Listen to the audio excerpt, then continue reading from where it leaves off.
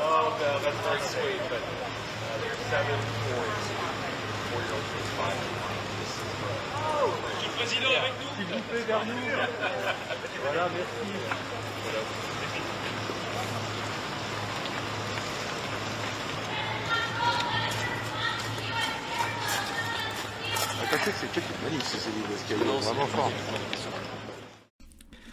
Alors, vous avez pu assister à l'intégralité de l'accueil protocolaire qui a eu lieu aujourd'hui, ce midi, pour le repas qui était prévu à l'Élysée avec le vice-président américain et son épouse.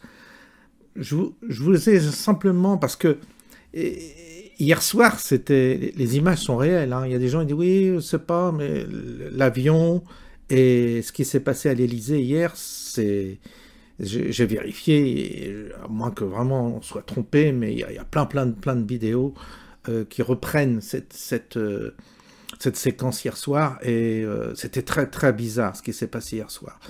Il a été reçu, pourquoi il est allé à l'Élysée, par qui était-il reçu, il n'y a personne pour l'accueillir, c'était extrêmement bizarre. Alors aujourd'hui, évidemment, c'était pas possible qu'il reparte chez lui sans qu'il y ait au moins un repas partagé avec Macron. Mais c'est intéressant de les observer, parce que ces gens-là viennent d'un monde totalement opposé. Vous avez d'un côté, comme disait un commentateur, les apôtres des valeurs transgenres et du wokisme, et de l'autre, Usha et J.D. Vance, couple catholique conservateur, deux visions de l'Occident, deux destins pour le monde. Et c'est bien exprimé parce que c'est exactement ça. Alors, on va regarder une séquence où il part du Grand Palais. On le voit partir assez rapidement du Grand Palais. Là, on regarde ensemble. Et One question for bonjour.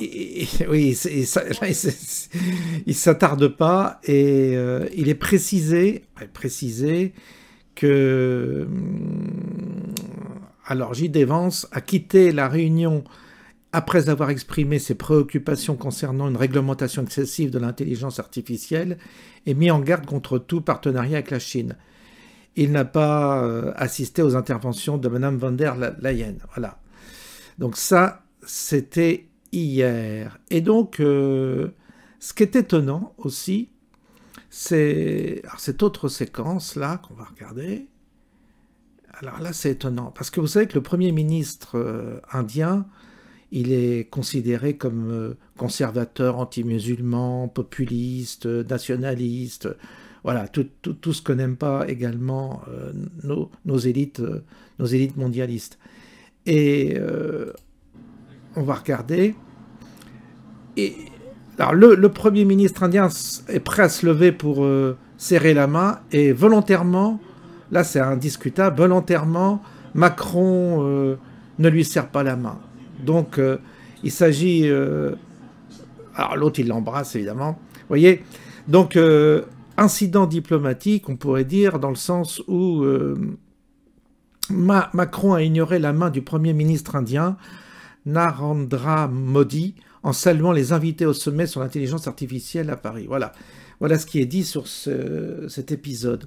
Donc vraiment des éléments qui sont bizarres.